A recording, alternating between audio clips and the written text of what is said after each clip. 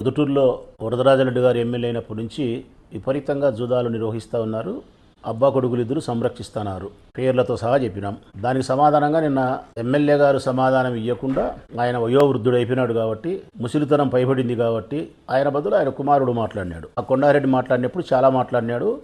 ఎన్ని పనికిమాలిన మాటలు, తరంగాని మాటలు, ఎక్కడ తన నిజాయితీ నిరూపించుకునే మాటలు మాట్లాడలే. ఎంతసేపునే కానీ బట్టగాల్చి ముఖం మీద వేసే మాటలే మాట్లాడినాడు. అవన్నీ రాజకీయాలలో కామనే, వదిలేద్దాం. కానీ కొండారెడ్డి మాట్లాడిన 2 మాటలకు సమాధానం చెప్పాలని చెప్పి చెప్తా ఉన్నా. 2 అన్ని దానిలో. ఒకటి, కొండారెడ్డి ఏం చెప్పినా అంటే, నీ గుండెల మీద చేసుకొని చెప్పు, మేము ఎట్టడోళ్ళమో నీకు తెలియదా అని చెప్పినాడు. ఇదిగో కొండారెడ్డి, నా గుండెల మీద చేసుకొని చెప్తానా, మళ్ళీ నా గుండె వెనకాల ఆత్మ ఉంటుంది, ఆ ఆత్మ అంతరాత్మను అనుసంధానం చేసి చెప్తానా నిజాయితీగా. మీరు ఎట్టడోళ్ళు నాకు తెలుసు. 100కు 100% కోటి భాగాలు మీరు పదవి మీద వ్యామోహంతో ఎంతటి బలహీనమైన మనస్తత్వానికైనా దిగజారుతారు. ప్రత్యర్థులను నాశనం చేసే విషయములో పద్ధతులను విస్మరించి దుర్మార్గపు చర్యలకు కూడా సిద్ధపడతారు.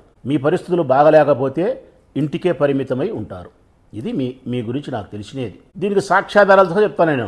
మీ రాజకీయ పదవి కోసం, అధికారం కోసం ఎంత దిగజారిపోతారంటే, ఇప్పుడు ఈ ఎలక్షన్లలో మీరు ఈవి సుధాకర్ రెడ్డి అంటే మీ గురివే సరిపోదు. నువ్వు తీసుకుపోయి కొట్టినావు కట్టేసి, మళ్ళీ ఈవి సుధాకర్ని కలుపుకున్నావు. కారణం ఏంటికి?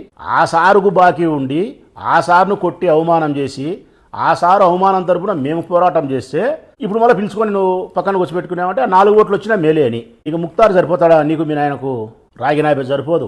తీర్మానంగా పక్కన పెట్టినారు. మీరు పోలీసు అధికారులకు అందరికీ చెప్పినారు ముక్తారికి పొలకాకని. అయినా ముక్తారు ఇంటికాడ పోయి పిలిచగచ్చుకున్నారు మీ నాయన నువ్వు. కారణం, ముస్లిం కమ్యూనిటీలో ఎవరు లేరు, దిక్కు దివానం లేదు కాబట్టి మాకు సరిపోకపోయినా దిగజారిపోతాము అని చెప్పి పిలిచగచ్చుకుంటారు.